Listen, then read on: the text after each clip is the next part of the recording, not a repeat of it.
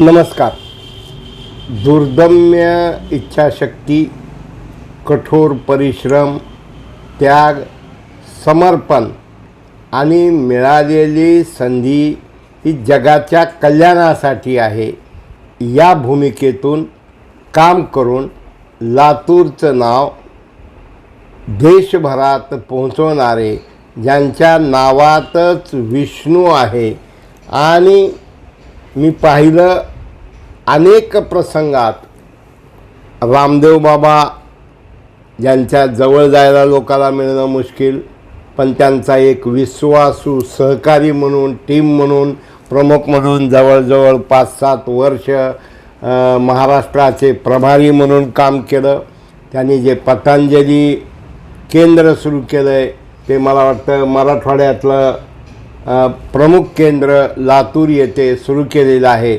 असं एक लातूरचं सर्वसामान्यात राहणारं पण असामान्याबरोबर काम करणारं व्यक्तिमत्व विष्णुदासजी भुतळा. नमस्कार विष्णुदासजी. नमस्कार भाऊ. नमस्कार विष्णुदासजी, मराठवाडा नेत्याच्या श्रोत्याला आपण पतंजलीकडं, योगाकडं कसं वळलात या अगोदर आपला परिचय लोकांना द्यावा अशी मी विनंती करतो. जी. तसं माझं मूळ गाव लातूर, जन्म लातूरलाच झाला. लहानपणीचं शिक्षण पूर्णमल लाहोटी विद्यालय, राजस्थान विद्यालय आणि बंकटलाल लाहोटी इंग्लिश स्कूल असं माझं 10वीपर्यंतचं शिक्षण झालं. दयानंद महाविद्यालयातून मी 12वी पूर्ण केली आणि MS बिडवे इंजिनिअरिंग कॉलेज इथून मी BE इलेक्ट्रॉनिक्सचं शिक्षण घेतलं आणि सौभाग्य राहिलं की मी युनिव्हर्सिटीमध्ये टॉप राहिलो. एक गोल्ड मेडलिस्टचा एक स्वाभिमान मिळाला आम्हाला आणि त्या माध्यमातून हे इंजिनिअरिंगचं शिक्षण पूर्ण झालं. पण लहानपणापासूनच रक्तामध्ये म्हणा किंवा आपल्या परंपरेनुसार व्यापाराचा गुण असल्यामुळे आम्ही नोकरीकडे जास्त लक्ष न देता व्यापाराकडे वळलो. लहानपणी आपले छोटे मोठे उद्योग करत पतंगाचा उद्योग सुरू केला. अत्यंत छोटा असताना 10-10 पैशाचे असे 10 पतंग आणायचे आणि मग ते पतंग 15 पैशाला विकायचे. असं करत करत ते 100 रुपये जमा केले आम्ही. त्या 100 रुपयात आमच्या वडिलांनी, घरच्यांनी 200 रुपये अजून टाकून 300 रुपयाचे पतंग मला हैदराबादहून आणून दिले आणि तो व्यवसाय वाढत गेला.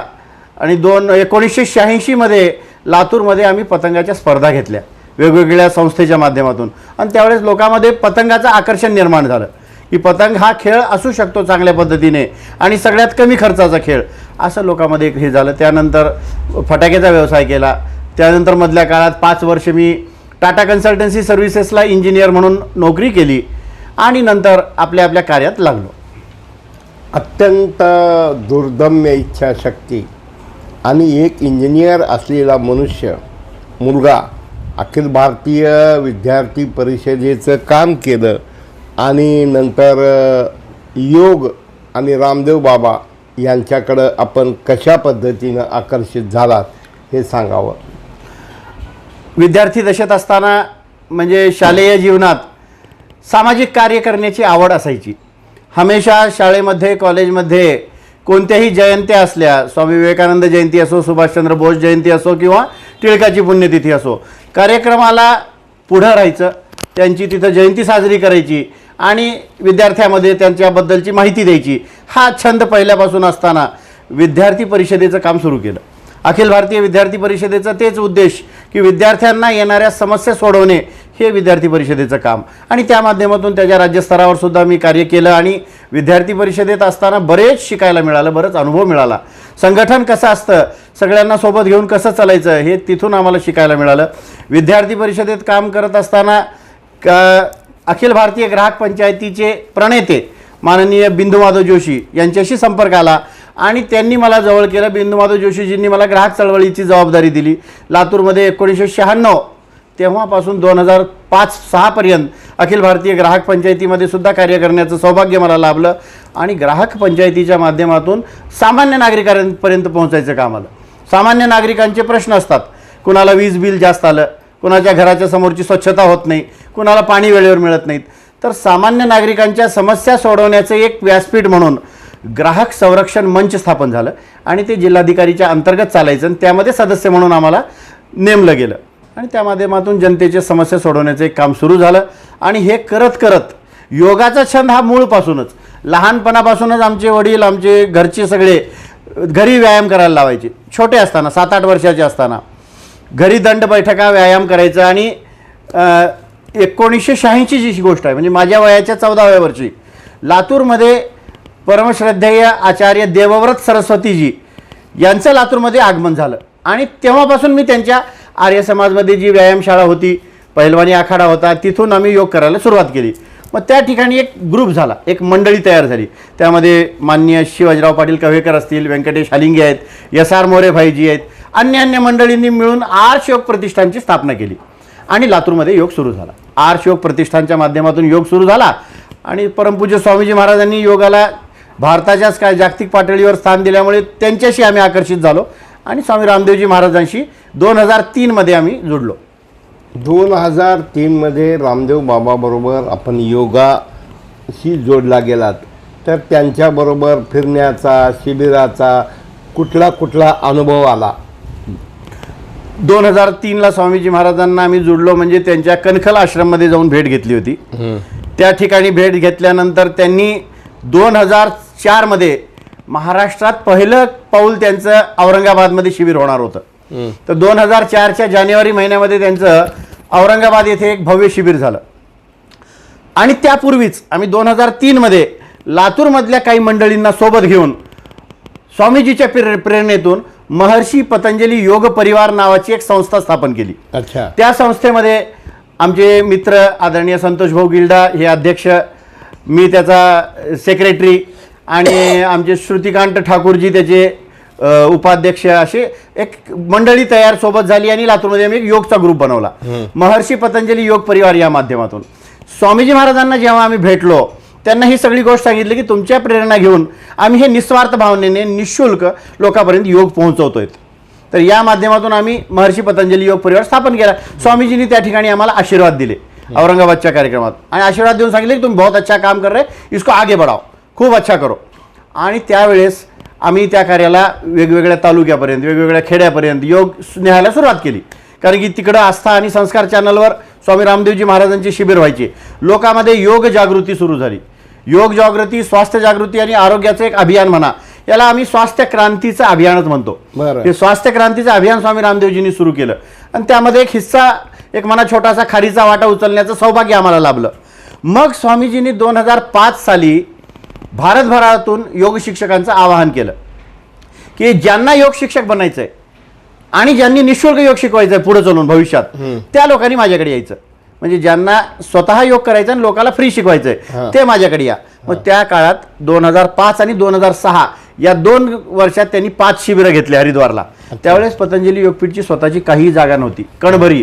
त्यावेळेस स्वामीजींनी तिथं वेगवेगळ्या किरायाचे भवन घ्यायचे, महाजन भवन असतील, प्रेमनगर आश्रम असेल, वेगवेगळे भवन हरिद्वारला गंगा किनारी किरायाने घ्यायचे आणि आम्हा लोकांसाठी एक तंबू मारून तिथं शिबिर घ्यायचं. इतकी तळमळीची भावना स्वामीजींची की योग शिक्षक झाले पाहिजेत आणि भारतभर हा योग पोहोचला पाहिजे, लोकांचं आरोग्य नीट झालं पाहिजे, हा एकमेव उद्देश. पैशाचा ह्याच्यामध्ये लवलेशी नाही. तर त्यांनी आम्हाला 2005 मध्ये योग शिक्षक म्हणून 11 दिवसाची ट्रेनिंग दिली सगळ्यात आधी. त्यानंतर त्यांनी असं म्हणलं की अब अपने अपने जिले में आप योग शिक्षक बनाओ. त्यासाठी एक समिती करावी लागली. स्वामीजी महाराजांनी पहिली समिती 2006 मध्ये बनवली. त्यावेळेस मग लातूरहून आम्ही काही लोक गेलो.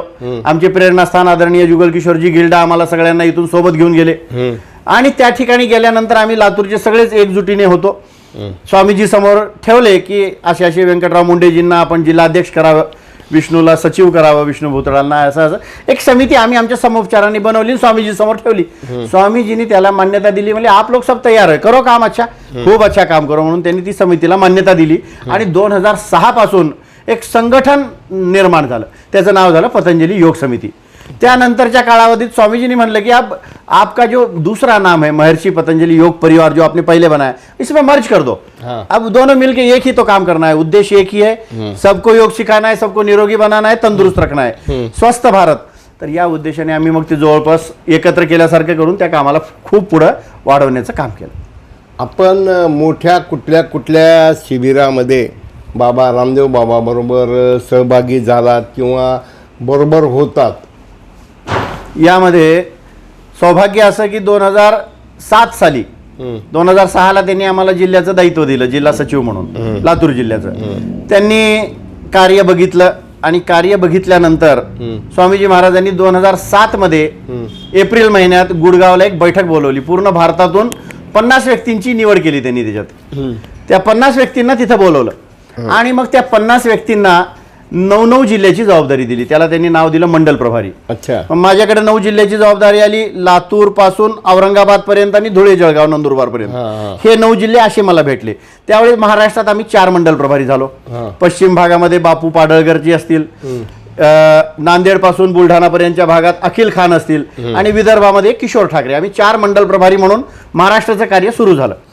आणि आम्हाला त्यांनी स्वामीजींनी परवानगी दिली की आप हर जिले में प्रवास शुरू करो, सामान्य प्रवास करो, बस से करो और जाके योग शिक्षक बनाओ, हर जिले में समितियां बनाओ. प्रत्येक मग त्यानंतर ते संघटनात्मक काम सुरू झालं. आम्ही लाल एसटी बसमध्ये 7-7 दिवसाचे पास काढायचे भाऊ. अच्छा. त्यावेळेस योजना असायची की 500 रुपये भरा आणि 7 दिवस बसमध्ये कुठेही फिरा, ती योजना राहायची. तर आम्ही ते 7 दिवसाचे पास काढायचे. रात्रभर प्रवास करायचा आणि दिवसभर ज्या जिल्ह्यात आहेत त्या संघटनाचं काम करायचं, पुन्हा रात्रभर प्रवास करायचा. असं करत करत ते 7 दिवसाचा पूर्ण उपयोग घ्यायचा एसटीचाही आणि 7 जिल्हे कव्हर करायचे पूर्ण प्रवास करत. आणि पुन्हा माघारी यायचं, पुन्हा अजून 8 दिवस झाले की पुन्हा तसंच निघायचं. असं करत करत नंदुरबार, धुळे, जळगाव, औरंगाबाद पर्यंत संघटनेची बांधणी करण्याचं काम सुरू केलं. तर संघटनेची बांधणी करत असताना नेमकं काय करत होतात? ज्या ठिकाणी आम्ही जात होतो आधी तिथली लोकल माहिती घेत होतो की त्या ठिकाणी योगप्रेमी कोण आहेत, योगाबद्दल छंद कोणाला आहे. आणि योग ही असा की ते निःशुल्क योग आहे. बरेच जण फीस घेऊन योग शिकवतात, त्याचंही आम्हाला काही वाईट वाटत नाही कारण की ते चांगलं काम करतायत. पण त्यातल्या त्यात ज्यांचा स्वतःचा काही ना काही नोकरी व्यापार आहे आणि 2 घंटे समाजासाठी देऊ इच्छितात, सकाळचे 2 घंटे, त्यामध्ये स्वार्थही आहे आणि परमार्थी आहे भाऊ. स्वार्थ एवढा आहे की स्वतःचा योग होतो, स्वतः निरोगी राहतो. आणि परमार्थी आहे की 100 जणाला 1000 जणाला योग शिकवून त्यांचं आयुष्य निरोगी करण्याचं येतं. तर अशा लोकांची निवड आम्ही केली प्रत्येक जिल्ह्यामध्ये. मग तिथं जिल्हा प्रभारी असेल, तालुका प्रभारी असेल, त्यांची संघटना रचना हे बांधण्याचं काम सुरू केलं.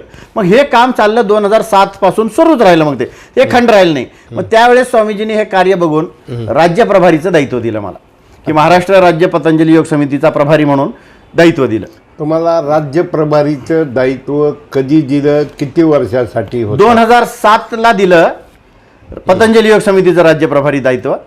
ते दायित्व निरंतर राहिलं. 2009 मध्ये स्वामीजी महाराजांनी भारत स्वाभिमान नावाचं एक संघटन काढलं. जे संघटन राष्ट्रविचाराशी प्रेरित, देशाचा चांगला विचार करावा, देशाबद्दलचं प्रेम ठेवावं आणि देशामध्ये जे अनागोंदी चालले त्याला रोखावं, ह्यासाठी ते आंदोलनात्मक विषय म्हणून भारत स्वाभिमानची स्थापना केली.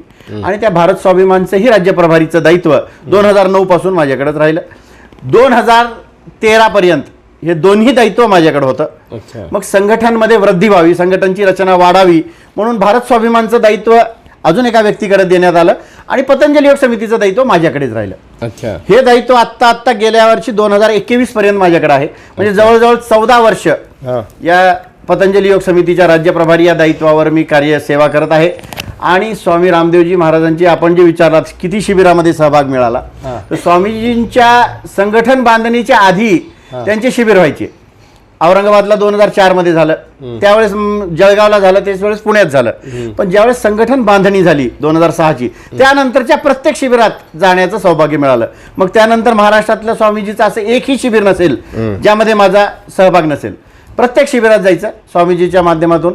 जे माझ्याकडलं क्षेत्र आहे त्या क्षेत्रामध्ये तिथं त्याची रचना करायची शिबिराची.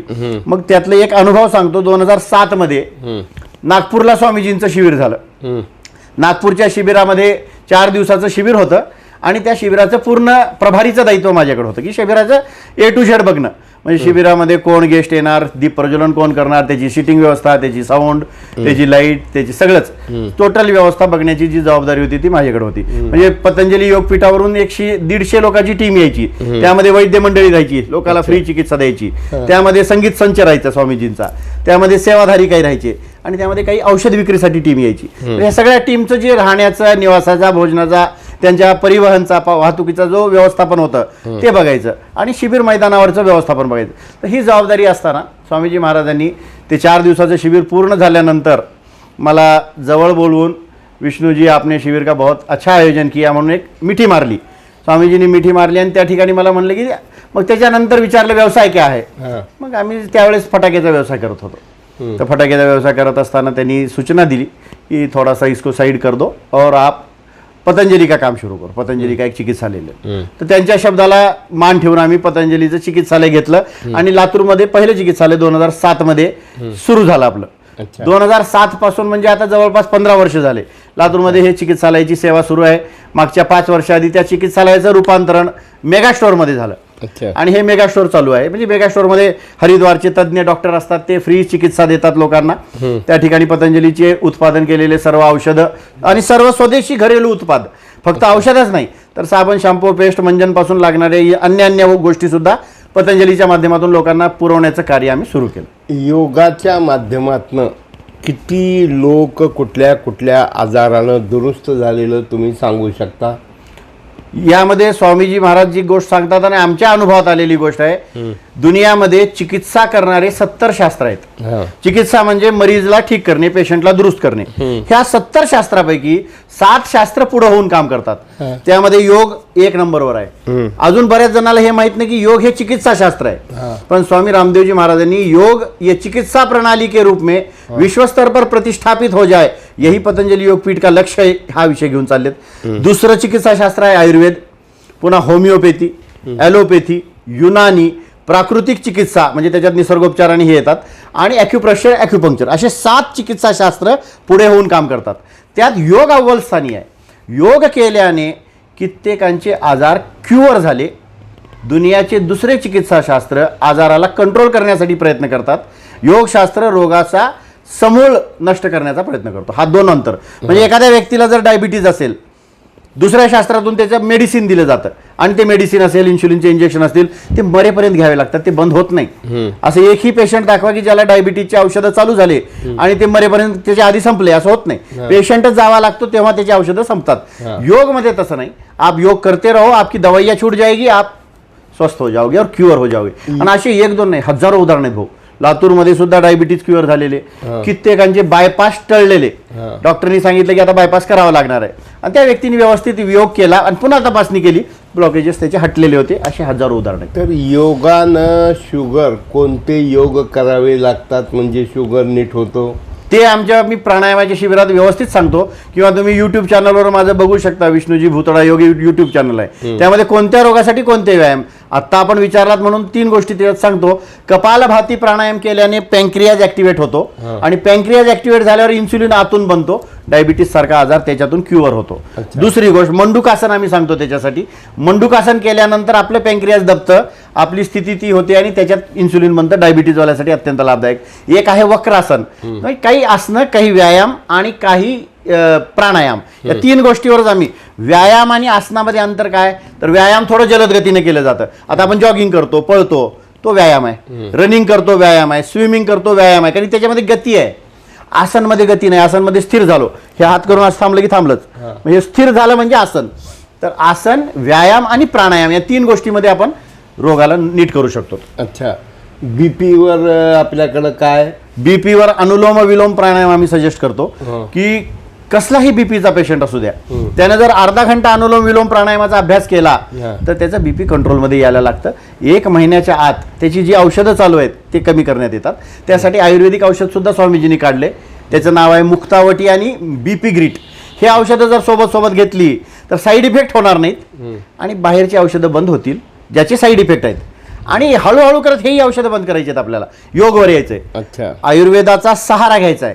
75% बीमारियां योग से ठीक होती है, 25% दवाओं से ठीक होती है. हा आमच्या ह्याच्या मागचा धारणा आहे आणि हे सत्य आहे. आपण योगाच्या माध्यमातून नांदेडला जसं शिबिर झालं होतं, देवेंद्र फडणवीस वगैरे आले होते, असे शिबिर म्हणजे कुठं तुम्ही सहभागी झाला होता? आता हा नांदेडचं शिबिर हे परमपूज्य स्वामीजी महाराजांच्या उपस्थितीत झालं आणि तो एक विशेष प्रसंग होता की 21 जूनचा योग दिनाचं शिबिर हे स्वामीजींनी घ्यावं, हे महाराष्ट्रासाठी सौभाग्य होतं की स्वामीजी हरिद्वारहून येऊन महाराष्ट्रातल्या एखाद्या नांदेडसारख्या गावात येऊन एक भव्य शिबिर घ्यावं आणि त्याचं वर्ल्ड रेकॉर्ड बनावं. त्याचं एक वर्ल्ड रेकॉर्ड बनलंय की maximum persons sitting at single place with doing yoga. हे वर्ल्ड रेकॉर्ड बनले की 1 लाखापेक्षा जास्त लोकांनी एका स्थानावर योग केला. एक सगळ्यात सुरुवातीची गोष्ट सांगतो. 2015ला योग दिनाची सुरुवात झाली. भारताचे प्रधानमंत्री राष्ट्र ऋषी माननीय नरेंद्र मोदीजींनी पंतप्रधान पदाची शपथ घेतल्यानंतर 2014मध्येच त्यांनी विषय सुरू केला की योग दिन होना चाहिए. युनोमध्ये त्यांनी विषय ठेवला. 174 देशांनी मान्यता दिली आणि 21 जून वर्षातला सगळ्यात मोठा दिवस असल्यामुळे तो निश्चित केला. आणि 21 जूनचं पहिलं शिबिर 2015चं राष्ट्रपती भवनच्या समोर जे राजपथ आहे त्या राजपथावर झालं. तिथं नरेंद्र मोदीजी स्वतः होते, परमपूज्य स्वामीजी होते आणि ते शिबिर ही आपल्या ॲपमध्ये एक रेकॉर्ड बनलं. तिथं 35,000ची संख्या समोर होती. तर असे रेकॉर्ड बनत गेले. आपण या योगाबरोबरच वेगवेगळ्या रामदेव बाबाजी औषधी तयार करतात आणि त्याची मार्केटिंग करतात. तर या संदर्भात ते व्यापारी बनत चालले आहेत असं लोक म्हणतात. यावर तुमचं काय मत आहे? प्रश्न योग्य आहे लोकांची आणि सामान्य व्यक्तीची.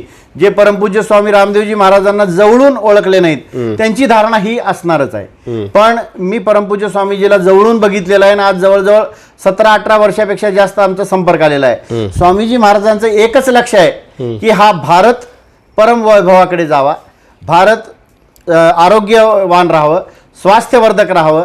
त्यासाठी जे जे करणं जरुरी आहे ते करू. भारताची अर्थनीती चांगली राहावी यासाठी आपल्याला जे जे करणं आहे तेच करू. तर त्यांनी ह्याच्यात एकच सांगितलेलं आहे की आम्ही युनिव्हर्सल दर्जाचे उत्पाद देतो. त्यामध्ये बाजार तुलनेमध्ये आमचं मूल्य कमी राहतं आणि आलेल्या पैशामध्ये आम्ही 100% चॅरिटी करतो. ह्याचं ब्रीदवाक्यच दिलं आहे की universal standard, low price and 100% charity on the profits. या ब्रीदवाक्याप्रमाणे स्वामीजीचं म्हणणं आहे की मैं मेरे जैसे 1000 सन्यासी बनाऊंगा और 1 लाख करोड़ रुपया राष्ट्र की सेवा में समर्पित करूंगा. जाना तो 2 कपडे पे है.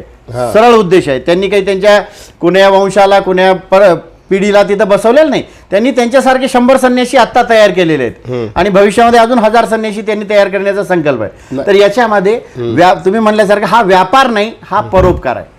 नाही, हा परोपकार आहे म्हणत असताना शेकडो एकर, हजारो एकर जमीन घेणे, औषधी निर्मिती करणे, त्यासाठी चैन स्टोअर उभा करणे, याला तुम्ही काय म्हणाल? सामान्य व्यक्तीच्या भाषेमध्ये हा निश्चित व्यापार आहे. पण स्वामीजीच्या भाषेमध्ये ये अर्थ से परमार्थ की यात्रा है. अच्छा. बिना अर्थ का तो अनर्थ है, बिना अर्थ का तो दरिद्री रहेगा. अर्थ है उसको राष्ट्र के हित में अच्छा सदुपयोग करो. हजारो एकर जमीन जर घ्यायची आहे तर ती जमीन पुन्हा राष्ट्राच्या कामाला येणार आहे. त्या ठिकाणी चांगले उत्पाद बनणार आहेत, ते उत्पाद लोकांपर्यंत पोहोचणार आहेत, त्याच्यातून आलेलं धन राष्ट्रसेवेत लावणार. तर याचं एक चांगलं उदाहरण मी तुम्हाला देतो. दिल्ली नजदीक नोएडा क्षेत्रामध्ये जवळपास 1,500 एकरच्या भूमीमध्ये स्वामीजी एक विद्यापीठ तयार करतायत. अच्छा. युनिव्हर्सल एक भव्य विद्यापीठ जे जगात नाही. त्या इतक्या मोठ्या भूमीमध्ये त्याचं भारतीय शिक्षा बोर्ड असं नामकरण झालेलं आहे. अच्छा. 2 वर्षामध्ये तुम्हाला ते उदयास आलेलं दिसेल भव्य स्वरूपात. त्यामध्ये अशी एकही ब्रांच राहणार नाही शिक्षणाची जे तिथं नसेल. लाख विद्यार्थी तिथं रेसिडेन्शियल म्हणून राहतील आणि शिक्षण घेतील.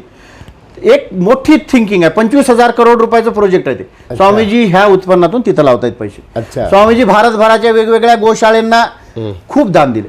500-600 करोड रुपयाचं दान देऊन भारतातल्या वेगवेगळ्या गोशाळांना उभं करण्याचं काम केलं.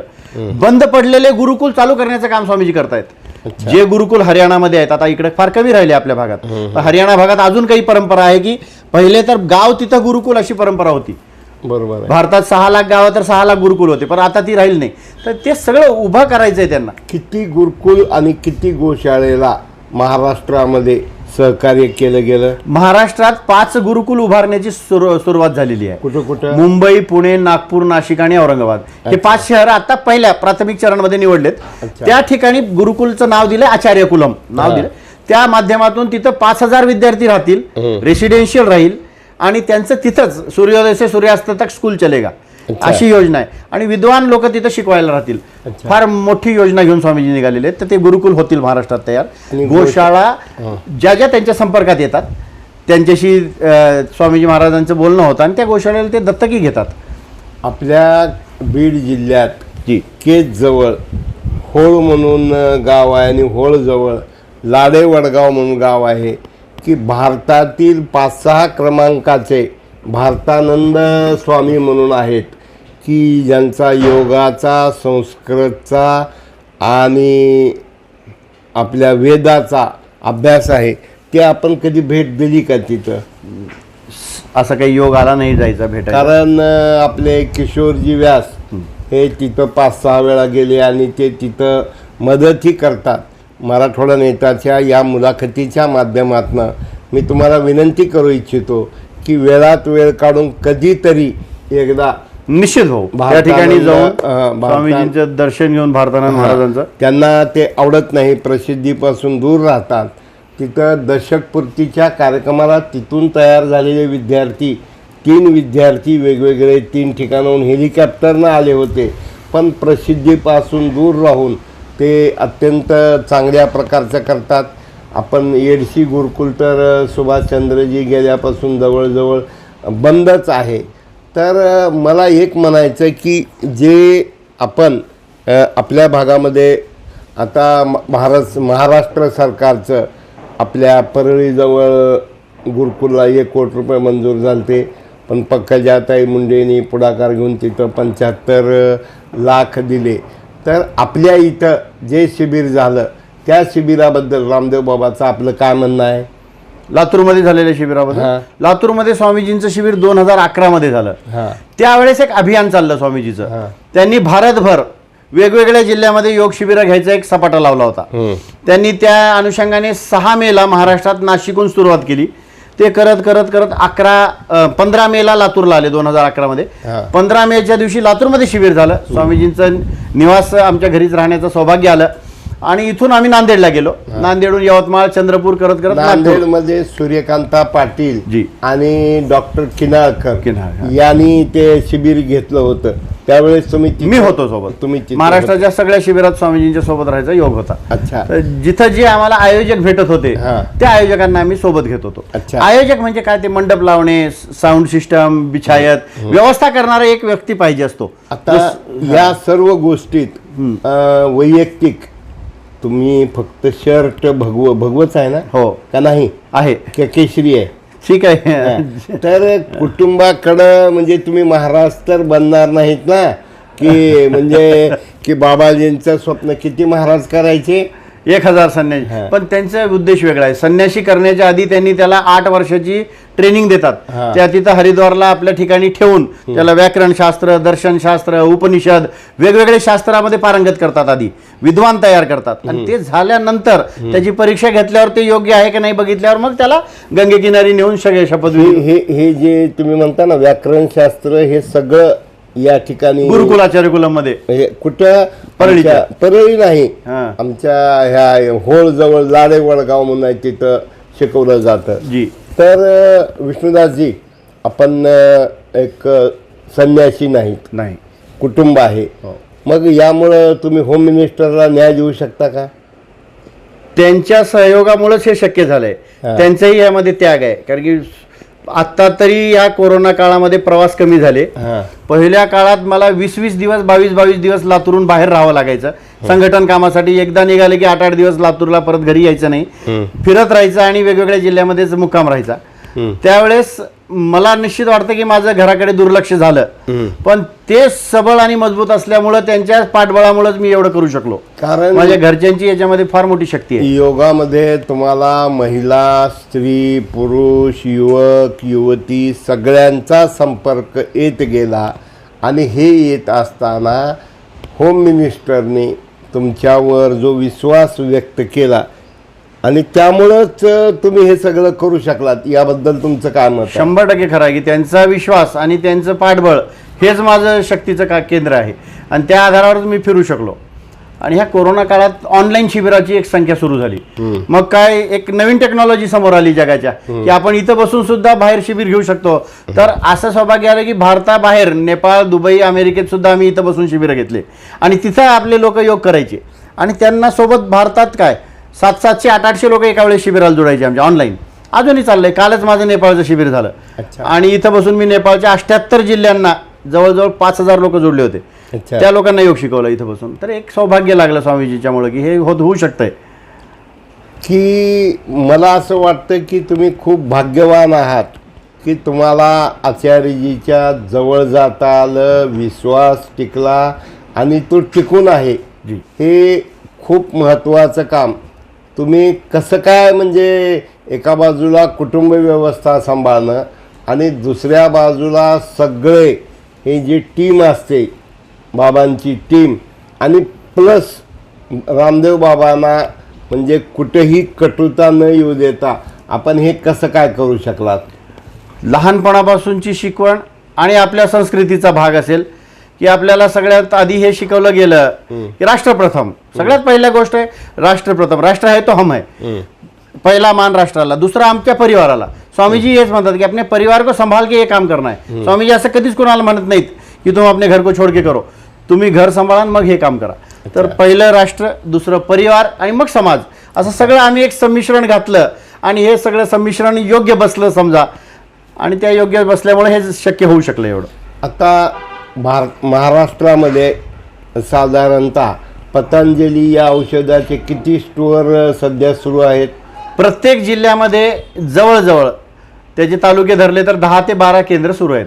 म्हणजे प्रत्येक जिल्ह्यात. तर महाराष्ट्रामध्ये जवळजवळ 400च्या वर पतंजलीचे चिकित्सालय, आरोग्य केंद्र आहेत.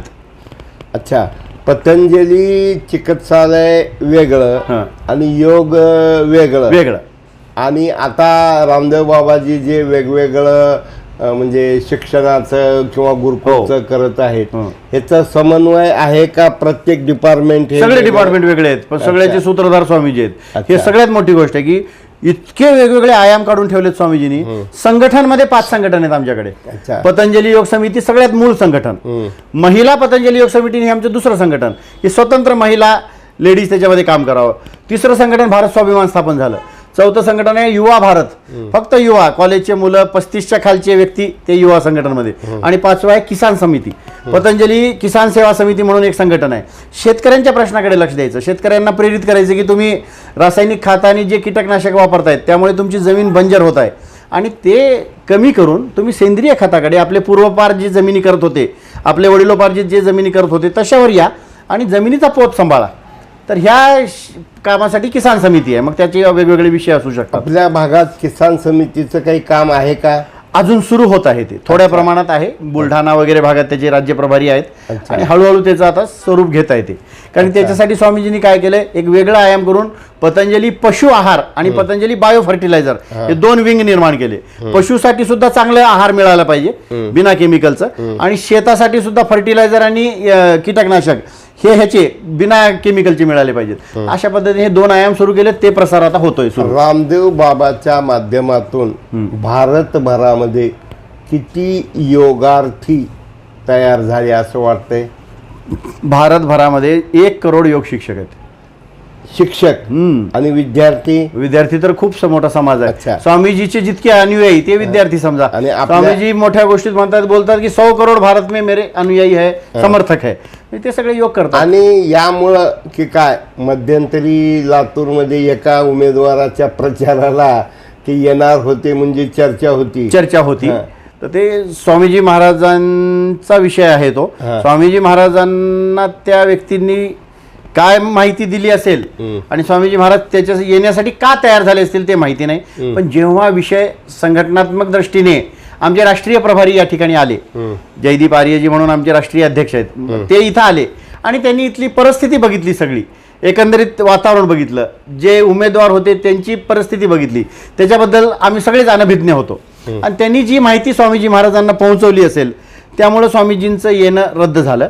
आणि एक प्रकारे जर संघटनात्मक विचार केला तर आम्ही म्हणू की ते येणं जे रद्द झालं ते बरं झालं. की तुम्ही गेल्या लोकसभेला, गेल्या 2 लोकसभा बरोबर आहे ना, भाजपचा प्रचार कुठल्या उद्देशानं बाबाजी म्हणजे करत होते? स्वामीजी महाराजांनी आजपर्यंत कधीच असे कोण्या एका पक्षाला प्रचारासाठी म्हणून निवडलं नाही. स्वामीजी महाराज राष्ट्रप्रथम हा विचार घेतात, राष्ट्राला प्राधान्य देतात. राष्ट्राला प्राधान्य देऊन त्यांनी त्या विषयाने आमचं जे अभियान राहायचं 100% मतदान. आम्ही जेव्हाही लोकांपर्यंत जायचं की मतदान करो और अच्छा व्यक्ती को करो, बस एवढं सांगायचं. आम्ही कोण्या पक्षाचा प्रचार कधीच केलेला नाही आणि नाही पुढे करू. भारतीय जनता असं एक पक्ष म्हणून नाहीच चालणार आम्ही. मग बाबाजींच्या डोक्यात तुम्ही एक बाबाजींच्या 100 म्हणा 500 लोकांपैकी एक आहात, तर तुम्ही कधी म्हणजे निवडणुका लढवण्याचं काही वाटतंय का तुम्हाला? एवढे कार्यकर्ते, एवढे फॉलोअर, स्वामीजी महाराजांच्या एखादं मनात आलं तर त्यांनी त्याला उमेदवार म्हणून उभं करू शकतात. ते आपल्या कार्यकर्त्यालाही तसे उदाहरणं आहेत काही जागी. जसं मागच्या काळात त्यांनी आपले बिदरचे खुब्बा साहेबांनाही तसं सपोर्ट केला होता त्यांनी हां. की तिथून उमेदवारी देण्यास म्हणजे 2 याच्या आधी आणि त्याच्यासाठी प्रयत्न केला होता. व्यक्ती चांगला असल्यामुळे स्वामीजी महाराजांनी हा विषय त्यावेळेसही घेतला होता. 2013ची घटना मला आठवते हां. की 2013मध्ये भारतीय जनता पार्टी एक नवीन चेहरा देशाला देण्यासाठी तयार होती हां. आणि त्यामध्ये भारतीय जनता पार्टीमध्येच असं ऐकण्यात आलं होतं की वेगवेगळे समूह आहेत. जसं लालकृष्ण अडवाणीजींचा वेगळा समूह, सुषमा स्वराजजीचा वेगळा समूह, अरुण जेटलीजीचा वेगळा, गडकरीजींचा, असे ऐकण्यात येत होते. स्वामीजी महाराजांनी या सगळ्यांच्या भेटी घेतल्या. सगळ्यांना भेटून एक विषय पटवला की तयार केलं की मोदी जी एक व्यक्ती अच्छा है, इनको अगर आगे करोगे आप तो राष्ट्र का हित है.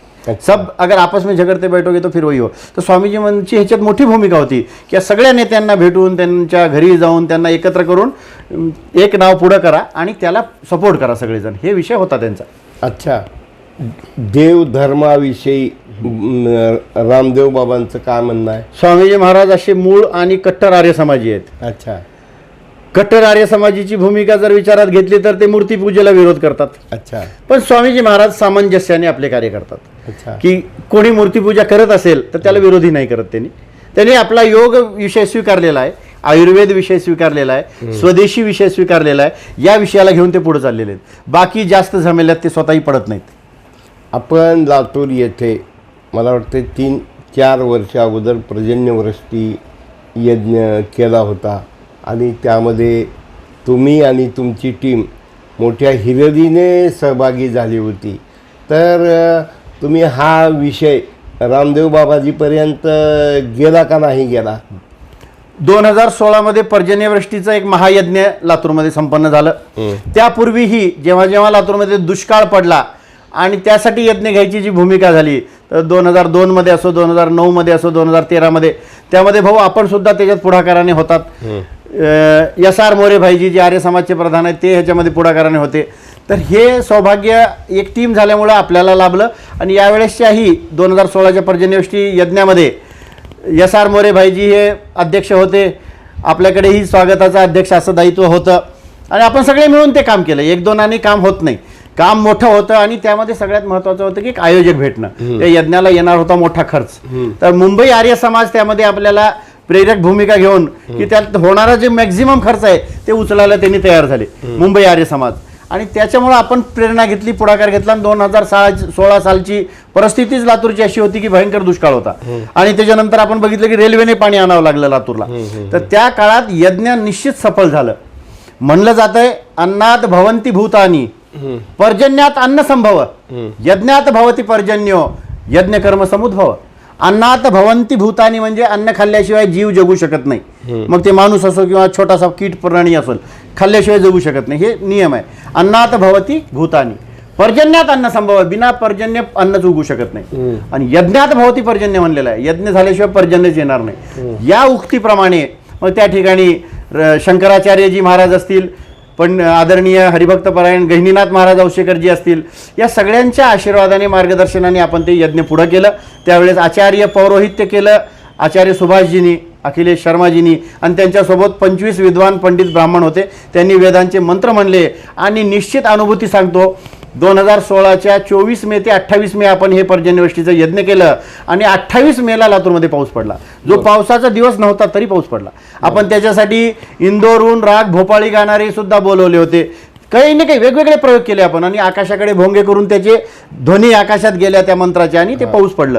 निश्चित यज्ञामध्ये शक्ती आहे, मंत्रामध्ये शक्ती आहे, हे सिद्ध होतं. भूतळाजी, आपण एवढे डायनॅमिक आणि एनर्जेटिक काय खाता आणि काय करता म्हणून आपण एवढे एनर्जेटिक आहात की तुम्ही कोणतंही काम करता तर झोकून देऊन करता. त्या प्रसंगी एक गोष्ट सांगतो की यामध्ये सगळ्यात म्हणलं आपलं मानसिक स्थिती आणि मानसिक स्थैर्य चांगलं असलं पाहिजे. आणि ते मला माझ्या परिवाराकडून मिळतं. माझं जे परिवार आहे ते आम्हाला मानसिक स्थैर्य चांगलं देतं.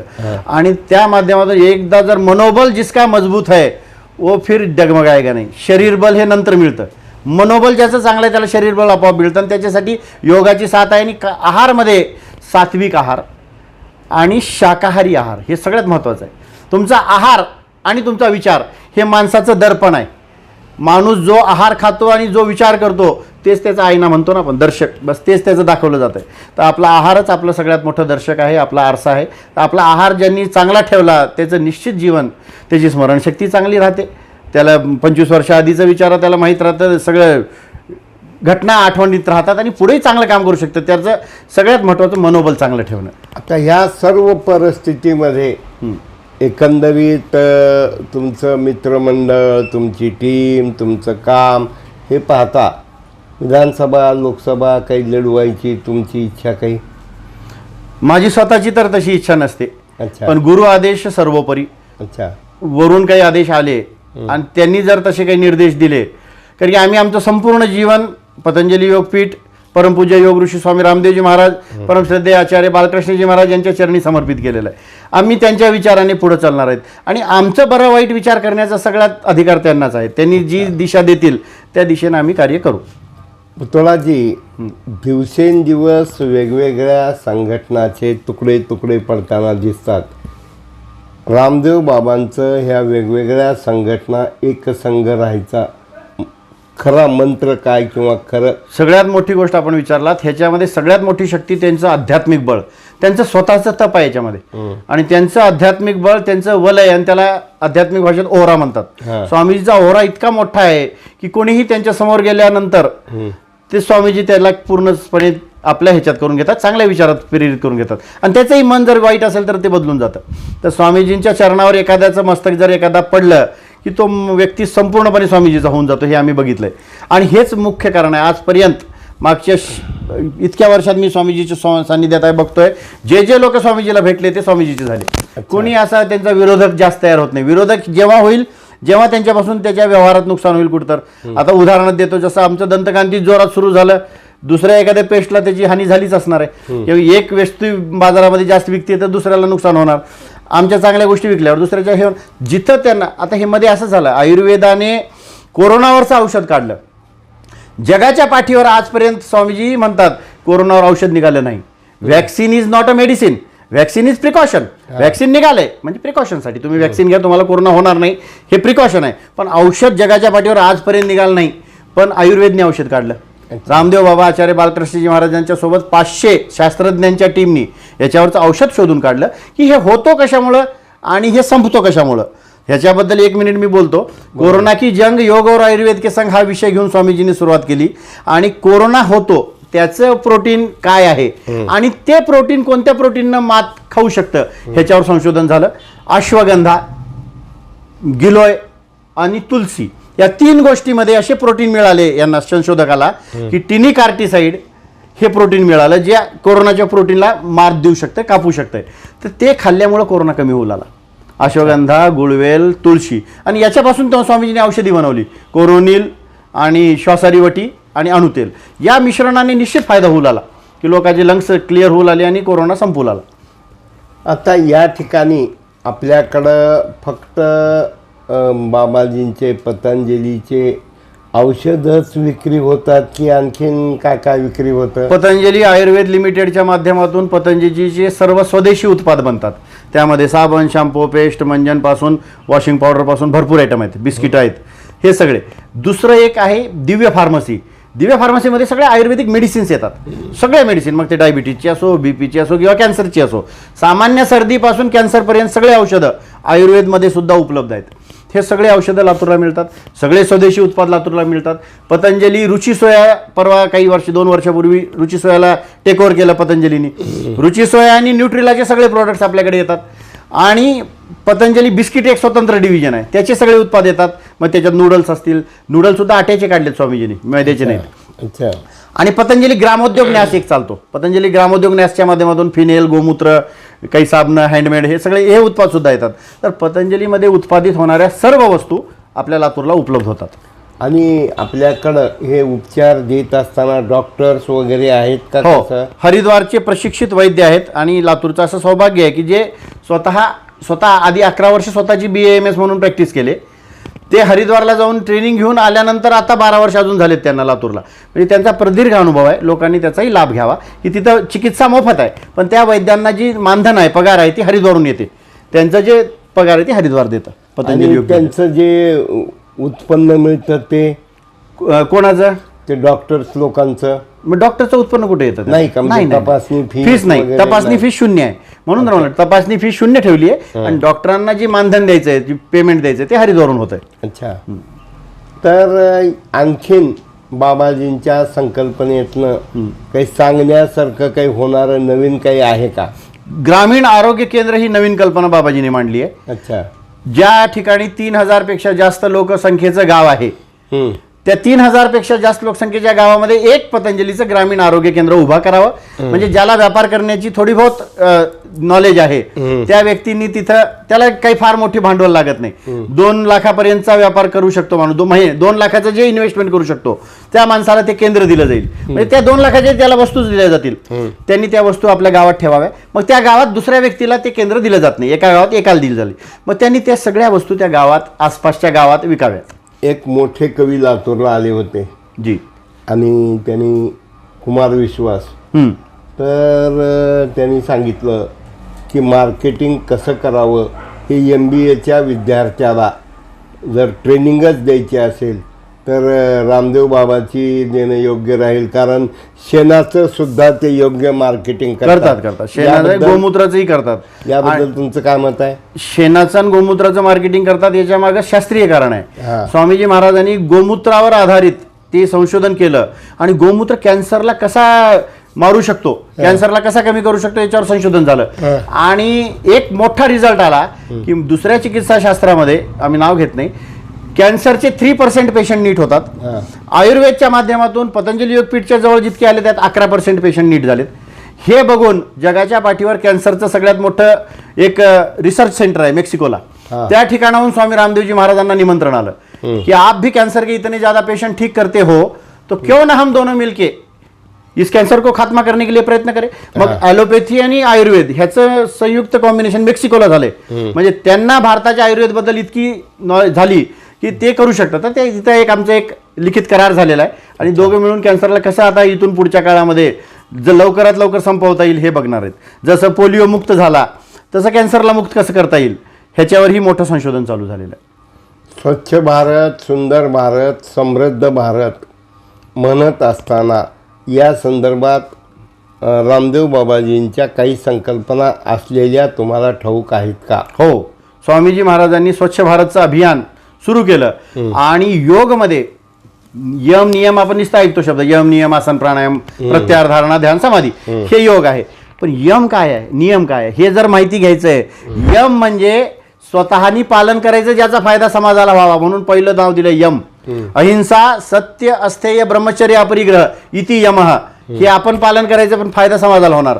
दुसरं आहे नियम, आणि नियम मध्येही 5 आहेत: शौच, संतोष, तप, स्वाध्याय, ईश्वर प्रणिधान आहे. हे 5 नियम आहेत आणि त्या 5 नियमातला पहिला नियम आहे शौच, म्हणजे स्वच्छता. शौच म्हणजे स्वच्छता. मग ती शरीराची अंतर्गत स्वच्छता, शरीराची बाह्य स्वच्छता, आपल्या घराची स्वच्छता, आपल्या शहराची स्वच्छता आणि आपल्या राष्ट्राची स्वच्छता, इतका मोठा विषय आहे ते. तर स्वामीजींनी ह्या योगामधलाच नियम पकडलाय आणि त्या स्वच्छतेच्या अभियानावर खूप मोठा जोर दिलाय. त्यांनी स्वतः गंगेमध्ये उतरून तिथली घाण स्वतः आपल्या हाताने उचलून ट्रकमध्ये भरली. ही सोबत 50 कार्यकर्ते घेतले आणि दाखवून दिलं की हे केलं पाहिजे. स्वच्छता अभियान त्यांनी जिथं कुठं असताना स्वच्छतेला खूप महत्त्व देतात.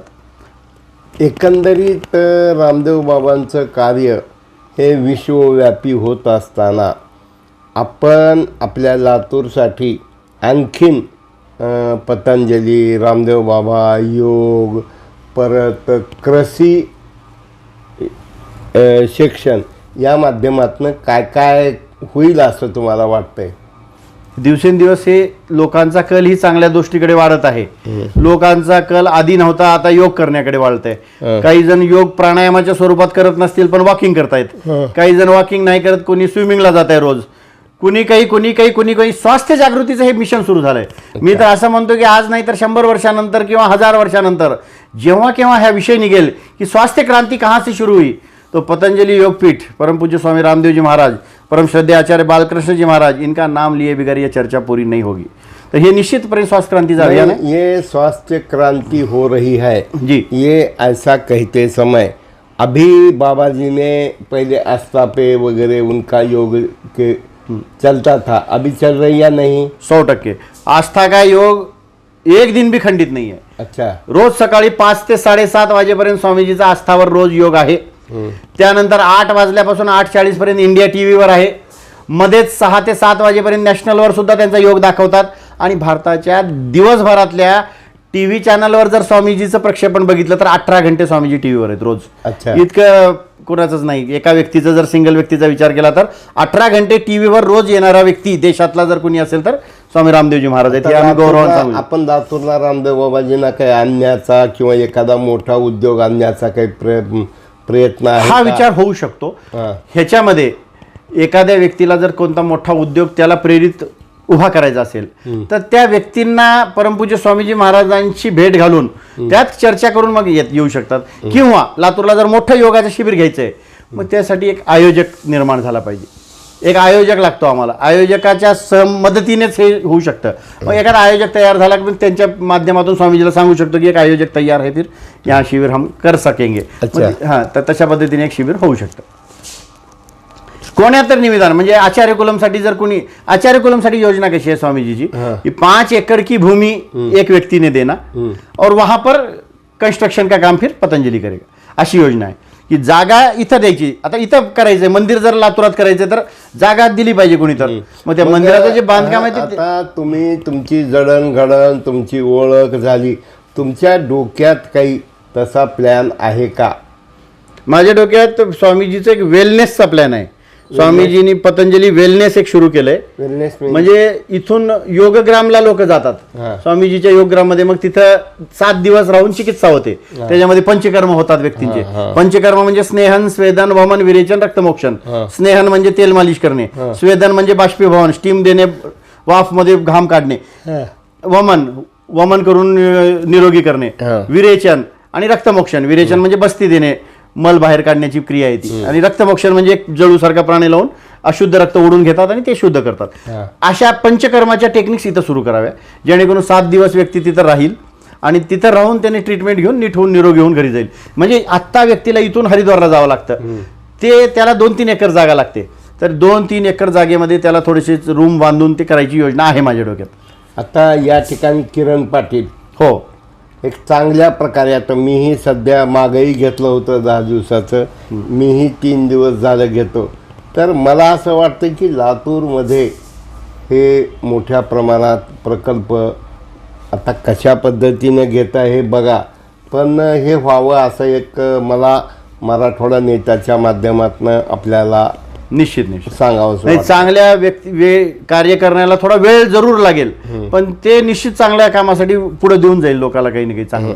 भुतोडाजी, एक अत्यंत क्रांतिकारक आणि महत्त्वाची घटना तुमच्या आयुष्यात घडली की वजन मापे या संदर्भातला कायदाच्या माध्यमातून बंदी येणार होती, पण त्यावर काय प्रस्ताव मागवले आणि राज्यसभेत तुमचं भाषण झालं, पार्लमेंटमध्ये तुमचं भाषण झालं.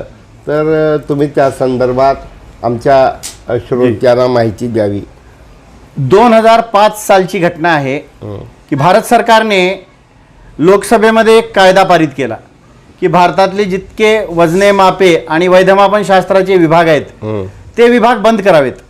कारण की त्या विभागातून सरकारला नुकसान होत होतं, लॉसमध्ये जात होतं. की त्या विभागातून सरकारचा होणारा जो स्टॅम्पिंग ड्युटीमध्ये होणारा कलेक्शन आणि त्या स्टाफवर त्यांच्या पगारीवर होणारा खर्च, तर सरकारचा त्यामध्ये खर्च जास्त होत होता. म्हणून भारत सरकारच्या त्या काळातल्या ज्या मंत्री महोदयांनी, जे अन्न व ग्राहक पुरवठा मंत्री होते, त्यांच्या माध्यमातून एक प्रस्ताव आणलं गेलं आणि लोकसभेमध्ये हे प्रस्ताव पारित करण्यात आलं.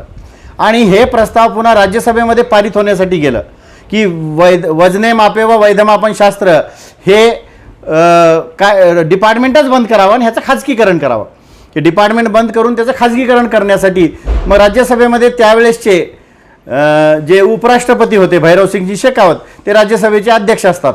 तर त्यांच्या माध्यमातून त्यांनी हे विषय इंटरनेटवर टाकून संपूर्ण लोकांपर्यंत पोहोचवा आणि जनतेच्या प्रतिक्रिया मागवा, असं त्यांनी त्याच्यावरती अभिप्राय दिला. आणि त्या अनुषंगाने मग एक स्टँडिंग कमिटी नेमली. त्यावेळेस स्टँडिंग कमिटीचे चेअरमन होते देवेंद्र प्रसाद यादवजी आणि त्यांच्यासोबत 31 खासदारांची समिती होती. मग त्या समितीने हा संपूर्ण विषय आम जनतेसाठी, पब्लिकसाठी इंटरनेटवरती टाकून दिला की हे अभ्यास करा आणि सरकारचं जे ह्याच्यावरचं धोरण आहे की हे डिपार्टमेंट बंद करावं का नाही करावं ह्याबद्दल आपल्या प्रतिक्रिया नोंदवा. मग आम्ही आमच्या सद्सद विवेक बुद्धीने त्यावेळेस त्याच्यावरती आपली प्रतिक्रिया लिहून जवळपास 40-45 पेजचं एक बुकलेट तयार केलं आणि ते भारताच्या लोकसभेकडे पाठवलं, भारताच्या त्या स्टँडिंग कमिटीकडे पाठवलं. त्या स्टँडिंग कमिटीकडे भारताभरातून वेगवेगळ्या ठिकाणाहून 700पेक्षा जास्त प्रस्ताव आले. त्यांनी त्या सगळ्या प्रस्तावांची छानबीन केली आणि त्यांना त्याच्यातले 3 प्रस्ताव बरे वाटले. तर त्यामध्ये सौभाग्यवश माझा जे प्रस्ताव होता लातूरून पाठवलेला तो त्यांना आवडला. एक चेन्नईचा होता, एक बिहार रांचीचा होता. त्या 3 व्यक्तींना त्यांनी पार्लमेंटमध्ये बोलवलं. 14 जून 2005 ही तारीख दिली त्यांनी आणि त्या तारखेला त्यांनी सांगितलं की आपका आना जाना भारत सरकार की तरफ से रहेगा, आप चाहे जैसा आ जाओ, ट्रेन से आ जाओ, प्लेन से आ जाओ, जैसे भी आओ, आपका खर्चा सरकार करेगी, आपके आके आपके विचार या स्टँडिंग कमिटी के सामने आपको प्रस्तुत करना है. मग आम्ही त्या अनुषंगाने या ठिकाणाहून गेलो लातूरून आणि त्या ठिकाणी स्टँडिंग कमिटी समोर भारताच्या पार्लमेंटमध्येच आमची राहायची व्यवस्था त्यांनी तिथल्या रेस्ट हाऊसमध्ये केली. 14 जूनच्या दिवशी सकाळी 11 वाजताचा वेळ दिला होता.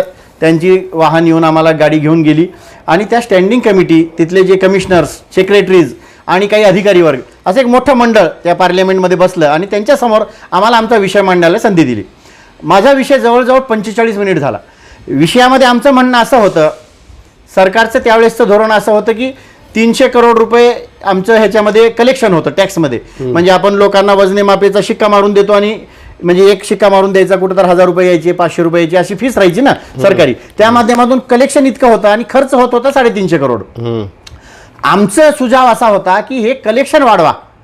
हे कलेक्शन जे 300 करोड होते गव्हर्नमेंटचं ते वाढवण्यासाठी काय प्रयत्न करता येईल. आम्ही वेगवेगळे सुझाव दिले आणि हे कलेक्शन 700 करोड कसं करता येईल जेणेकरून तुमचं डिपार्टमेंट लॉसमध्ये जाणार नाही. मग आम्ही त्यांना वेगवेगळे उपाय सुचवले. त्यात छोटे छोटे 2-3 चुटकले सांगतो की ॲटो रिक्षाचे मीटर असतात. ॲटो रिक्षाच्या मीटरला चेक करण्यासाठी आज यंत्रणा नसते. त्याला कुठं तर पॉलिटेक्निक कॉलेजमध्ये म्हणा, कोण्या मेकॅनिकल तिथे चेक होतं ते. पण त्यासाठी जर तुम्ही अन्न व औषध विभागाच्या अंतर्गत वजने मापे विभागाला घेतलं, वेट्स अँड मेजरमेंट डिपार्टमेंटला, तर वेट्स अँड मेजरमेंट डिपार्टमेंट जर त्या ॲटोचं मीटर रिक्षा स्टॅम्प करून दिला तर त्याचे कलेक्शन तुमच्याकडे वाढतील. प्रत्येक जिल्ह्यात नाही म्हणले तर 10-20 हजार ॲटो आहेत. छोट्या छोट्या जिल्ह्यात 10-10 हजार, 5-5 हजार ॲटो आहेत. तर ते कलेक्शन वाढेल. दुसरं एक छोटीशी गोष्ट, प्रत्येक डॉक्टरकडे बीपी चेक करण्यासाठी स्पिग्नो मॅनोमीटर असतंय. ते बीपी चेक करतंय. 10-10 वर्षानं त्याच्याकडे तीच मशीन पडली आहे. त्या मशीनला तुम्ही स्टॅम्पिंग करून द्या. त्याची बीपी बरोबर चेक करते का नाही ती मशीन ते तुम्ही चेक करा आणि त्याला स्टॅम्पिंग करून द्या. त्याची फीस घ्या 100-200 रुपये. तर नुसत्या बीपीचे मीटर चेक करण्यासाठी तुमच्याकडे करोडो रुपये जमा होतील. वॉटर मीटर्स, महानगरपालिका, नगरपालिका वेगवेगळ्या माध्यमातून पाणी पुरवठा होतो, त्याचे वॉटर मीटर्स असतात जमिनीत. त्या वॉटर मीटरची चेकिंग करण्याचे अधिकार तुमच्याकडे घ्या. त्या माध्यमातून तुमच्याकडे कलेक्शन होईल. असे वेगवेगळे आम्ही त्यांना 40 प्रस्ताव दिले की तुम्ही हे वेगवेगळे कलेक्शन करून तुमचं डिपार्टमेंट 700 करोडचं कलेक्शन करू शकतं आणि तुमचं जे खर्च आज 300 करोड होतंय ते थोडं वाढेल, 400 होईल, पण गव्हर्नमेंट 300 करोडच्या फायद्यात येईल. हा सुझाव आम्ही तिथं प्रस्तावित केला. या प्रस्तावानंतर दुसऱ्यांचेही सुझाव झाले. सगळ्या सुझावानंतर ही जून महिन्याची घटना आहे 2005च्या. डिसेंबर महिन्यात मला तिथल्या सेक्रेटरीचा फोन आला, जगदीश प्रसाद म्हणून, की आपका प्रस्ताव भारत सरकार ने 80% मान्य किया है और भारत सरकार ने भारत सरकार का प्रस्ताव खारिज किया है. हा फार मोठा विषय आहे. भारत सरकारचा प्रस्ताव होता कि वेदमापन शास्त्र आणि वजने मापे विभाग बंद करायचा. वो प्रस्ताव खारिज कर दिया. आपका प्रस्ताव मान्य किया है. आपकी जो आपने बातें दी थी वो सारी बातें हम अपने बुक में ली है. भारत सरकारची 14वी पार्लियामेंट त्यातली 10वी घटना दुरुस्ती, त्याच्यामध्ये लातूरचं सौभाग्य आहे की विष्णू भोतडा हे नाव लिहिलं गेलंय की ही घटना, हा ती बुकलेट माझ्याकडे आहे की भारताच्या 14व्या पार्लियामेंटची 10वी घटना दुरुस्ती ही यांनी सुचवलेली आहे. तर हे सौभाग्य आहे. ते झाल्यामुळं हा विषय सामान्य व्यक्तीपर्यंत का पोहोचला नाही जास्त, कारण की डिपार्टमेंट बंदच झालं नाही, चालू होतं, चालूच राहिलं. हे बंद झालं असतं तर खळबळा झाला असता, ते होऊ दिलं नाही. हे कारण ह्याच्या मागचं आहे. आपण आपला बिझी शेड्यूल असताना आपलं नवीन तुमची मेगा स्टोअरचं स्थलांतर झालं. मेगा स्टोअर शाहू कॉलेजच्या समोरच्या बाजूला सुरू झालेला आहे. एक आणि अत्यंत चांगल्या पद्धतीनं डिव्होशन काय असावं, समर्पण काय असावं हे मी नांदेडमध्ये, आणि विश्वास, समर्पण फक्त असून चालत नाही तर विश्वास, आणि एवढ्या मोठ्या जागतिक कीर्तीच्या माणसाचा विश्वास संपादन करणं हे एरिया गबाळ्याचं काम नाही. तुम्ही ते केलेलं आहे. तुमच्या घरी बाबाजी होते, असा बाबाजी एखाद्या धनिकाच्या घरीही राहू शकले असते. मी म्हणतो की एक you are the role model of Latur city. आपण खूप चांगल्या पद्धतीनं काम करत आहात. आता अगोदर महाराष्ट्र पातळीवर होतात, आता देश पातळीवरच्या कार्यकारिणीमध्ये आहात. आणखीन आपण खूप खूप मोठं व्हावं हीच आपल्याला शुभेच्छा देत असताना आपलं दैनिक मराठवाडा नेता आणि मराठवाडा नेता पोर्टलविषयी काय मत आहे? मराठवाडा नेताला मी मागच्या 15 वर्षापासून तर जवळून बघतोय. असा मराठवाडा नेता मागच्या 35-40 वर्षापासून आपलं जोरात चालू आहे. पण जवळीक आपली जी आली ती 15 वर्षा आधीपासून जवळपास. पण तेव्हापासून बघतो की तुम्ही वेगवेगळे सामाजिक विषय घेऊन वेगवेगळ्या लोकांच्या प्रश्नाला लावून धरून त्याचा छडा लावेपर्यंत त्या प्रश्नाला सोडत नाहीत. हे फार मोठी गोष्ट आहे. समाज याच्यानेच निर्माण होतो. तर समाजातल्या अंतिम व्यक्तीच्या प्रश्नाला घेऊन चालणारं दैनिक म्हणून मराठवाडा नेत्याचं मी निश्चितपणाने अभिनंदनही करतो. आणि तुमचं हे कार्य असंच समाजाच्या अंतिम व्यक्तीपर्यंत त्याला न्याय देण्यापर्यंत चालावं हीच माझी या प्रसंगी आपल्याला शुभेच्छा देतो. आणि आपण जी माझी मुलाखत घेतली एक आपला छोटा कार्यकर्ता म्हणून मी आपल्याला एवढं सांगू शकतो की हे सगळं जे काही शक्य आहे ते एक टीमवर्क आहे. माझं एकट्याचं ह्याच्यात काही नाही. सगळ्यांच्या सहभागाने सगळ्यांच्या आशीर्वादानेच हे आजपर्यंत शक्य झालं. आणि इथून पुढच्या काळामध्ये सुद्धा मी सगळ्यांच्या आशीर्वादानेच आपलं हे सेवा कार्य शेवटपर्यंत चालू ठेवणार आहे. ओम. ओम.